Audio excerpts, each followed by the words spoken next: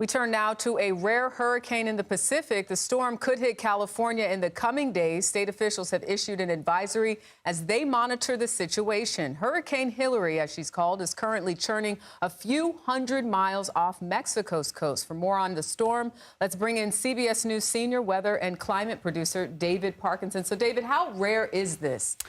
It's incredibly rare. So the last time that we had a landfalling tropical storm in Southern California would have been 1939. That's before we named storms. So that gives you an indication of how long ago it was. This is all of the storms that have come within 200 miles of where this storm will be making landfall. And you're saying, oh, there's a bunch of numbers on here. But here's the thing that I want to kind of point out, which is to say this guy wasn't a tropical storm. Norman had already become extratropical by the time it made landfall.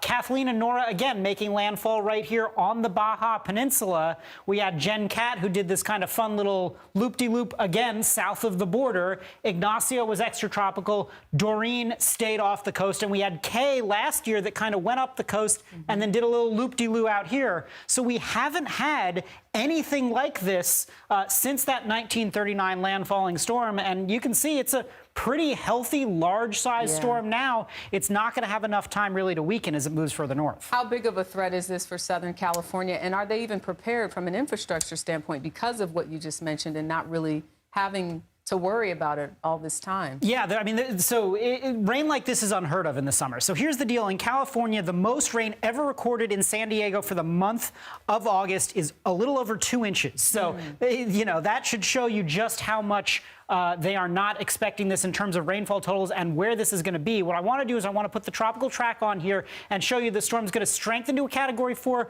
before rapidly weakening as it approaches. It's just not going to weaken enough. So it's a Category 2 on Sunday morning. By the time it's made landfall, it's now a low pressure system at 11 a.m. on Monday. But again, it's made its landfall and it's probably at tropical storm status. The other thing, again, this is for Californians who are not used to dealing with tropical systems.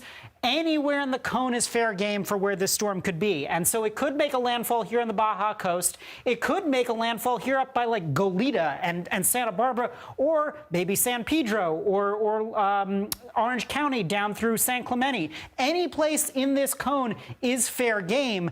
And what happens there when you have a landfall is really important, because this right here, this is the European model, and it assumes a track right here with the heaviest rain over Palm Springs, the low desert, into portions of the Imperial Valley and the eastern IE. But if this storm track moves just 40 miles to the west, so again, it makes that path right up by Belmont Shore and Long Beach, now you take all of this heavy rain and you shift it west. You shift it now into portions of Orange County. You shift it into portions of the IE that are very well populated, like Hemet, up towards Riverside and San Bernardino. The problem being here, now you've got all this topography. You've got mountains. You've got burn scars because of all the fires that they've had. And so when you get this much rain in a short period of time, over the desert, it really can't handle it. But again, over mountainous terrain, it can't handle that kind of rain. So you're looking at like a winter-like storm now in the summer in places that are not used to this amount of rain. And that really is the huge concern here.